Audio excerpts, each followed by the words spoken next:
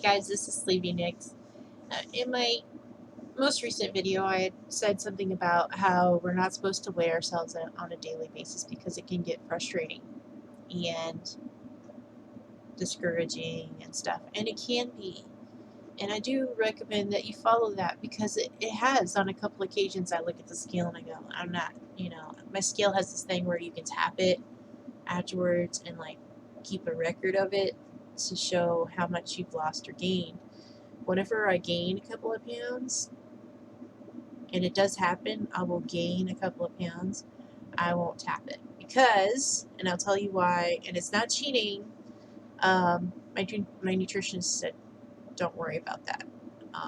She said, if you've lost weight, you get down to a certain weight, and let's say, the next day you gained 2-3 pounds. You did not gain 2-3 pounds of fat. That was water. That's your body saying, you're not getting enough fluids, so I'm going to hold it in. And I have kind of commented on this in an earlier video, but it's very true. So it is better to weigh yourself once a week on the same day, or at least every couple of days. Try to not weigh yourself every day. But my husband's really bad about that. He's an enabler. He's like, do you weigh yourself today? No, honey, I'm trying not to do that. Remember, we talked to my nutritionist and she said, don't do that. So it can be very frustrating. And do measure yourself. At least once every 2 weeks, measure yourself. Measure your bust, your thighs, your arms, your waist, and your hips, and make a record of it. And my handwriting's really crappy, and I have my camera mirrored, so if I try to show you this, you're just going to see it and it's going to be backwards. But let's see if I can do this while we're recording. There we go. Let's see if I can show you this. And it probably looks different now, but this is my horrible handwriting, and yeah, I had to like remeasure and recalculate, and I put on there at the end over here, I'll put on there negative how many inches I've lost, and then I add them up, and I put my pounds over here on this side, and I have my date, and I'll put bust, thighs, arms, waist, hips in different columns, so that, mirror that again, so I just prefer it that way. That's how I keep a record. You can do it differently, but I mean, just to give an example, that's how I do that. There was one date that I didn't weigh myself, and so I don't write it down. If I don't have that information, I don't fudge it, I just don't write it down. So as you saw on there, that was from the 19th. That was my last time that I measured myself. But it didn't have my weight on there, and I do have like a weight diary that I keep too, so I write down, and I'll like write it down once a month or something, and it goes back pretty far. I have it from like February 11th, 2015, and I was 257 pounds, 257.8 pounds, and then I didn't weigh myself. I didn't record it for a long time until like June, but that was the beginning of my journey, was back in like February, when I was talking about getting this done.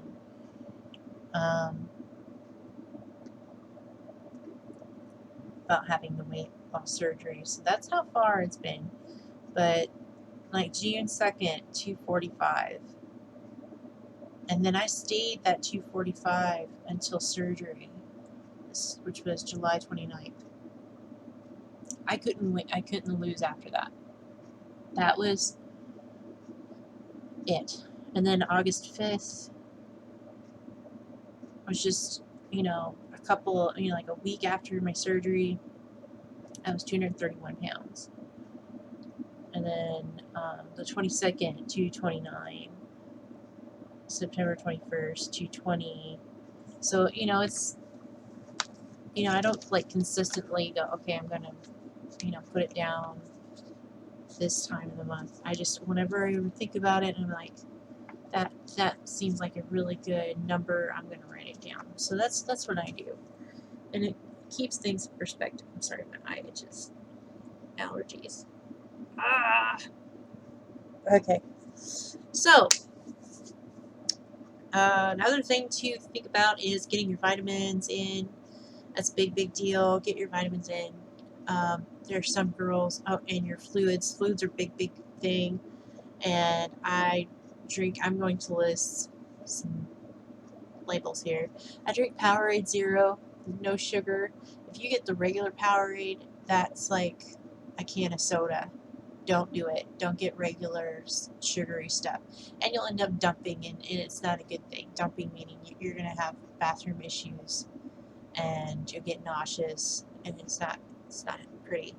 So you get Powerade Zero. It has no sugar. It has the same amount of sodium, but it's not that big of a deal. Or G2, and G2 is like really low sugar. It still has sugar in it, but it's low sugar. They both have a okay amount of carbs, so it's not. Those are great as far as getting your fluids in. Also, your shakes count towards your fluids, and it's really important that you have fluids in. And I had made a comment about that recent for one day of working, and I wanted to pass out. I was shaking so bad. This is very dangerous. I have to tell you, because I almost hit somebody on the way home because I wasn't all there. My brain wasn't all there. And I've actually been reading today in my support groups where a woman was saying she was on her way home, and she actually did sort of pass out at the wheel. She like fainted, and then she almost hit somebody, and she pulled over, and she was like, this is really dangerous. So the fluids are very important. This is very scary. Not only can you have your organs shut down on you, like your kidneys can shut down on you if you aren't getting enough fluids, you're also messing with your liver and everything else. So it's very important that you get your fluids and your proteins. And you can do that with the shakes. And I know everybody gets sick of shakes. There are other ones you can get.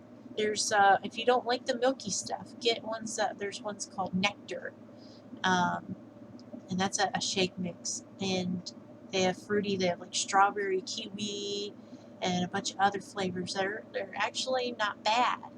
I couldn't do them because of my acid reflux. They caused me to have problems. They came with my kit for my surgery, but it is a brand that you can get, and I gave them to my mom, and she has type 2 diabetes, and her doctor's telling her higher protein and everything. So, and she's actually doing better just by doing that. Low carb, low sugar, high protein, and that's helping her with her type 2 diabetes. And that is one of the big things for PCOS diet, they tell you anyway. Although I personally believe the whole low dairy thing is a bunch of crock, because that is how I get my proteins in. I can't do the fruity stuff like the Nectar. I can't do that because it just burns and makes the fires of hell come up my throat. It's just horrible. So, excuse my language, but that I can't do that. But yeah, the low carb, low sugar, high protein, even if you are pre-op, please stick to that. If you're pre-op and you're trying to get to your weight that you need to be for surgery, or you're trying to lose a couple pounds, and they didn't require it, but they're like, it'd be helpful if you did, like they did me, or if you actually do have an amount of weight that you need to lose, please stop drinking soda. Stop buying loaves of bread. Don't even buy loaves of bread. If you need to get bread for your kids, that's a different story. Don't touch it, though. It's not your bread. That's their bread. You have to view it as bad. That is just fat in a bag do not eat it. It is okay to have some carbs.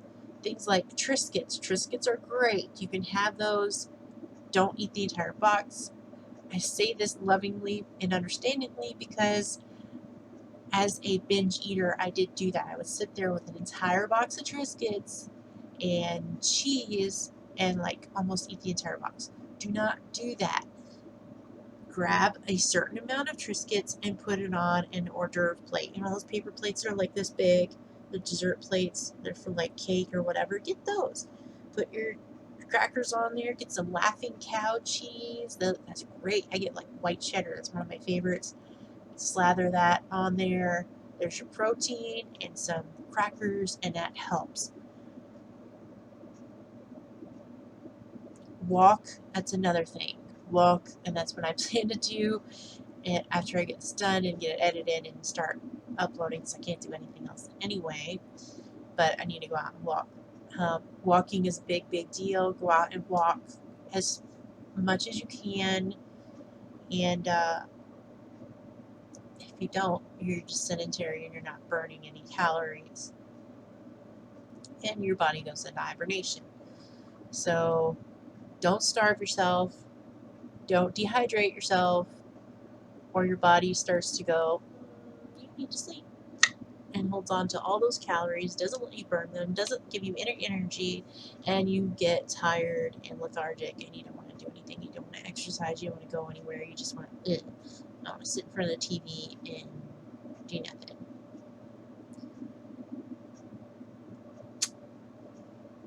So there you go. Sorry if it seemed like I was like berating somebody. I wasn't. I'm just trying to give you some information. This is stuff from my own experience. Also, I just want you guys to do well. I want you guys to feel well, and I'm feeling so much better now, and I want you guys to realize that my skin is clearing up. I have like dark patches under my arms and stuff. That's getting lighter and lighter, and it's great. My back pain is nearly gone. I used to have this burning back pain. That's not to say my back didn't hurt the day that I did all that, laborious work, the hotel cleaning thing. But that's completely normal. Even the girl that was training me said she hadn't worked for years, and her first day was murder. And it felt like somebody had just taken their fists, like my husband has these huge knuckles, and just punched me in the back. That's what it felt like. Somebody had punched me a couple times in the back, and it was bruised. That is completely normal. But I'm talking about the weight of just going out for a walk or standing for a certain amount of time. It's starting to go away from me. And it's such a big deal when you don't feel like there's somebody putting a firebrand in the middle of your back.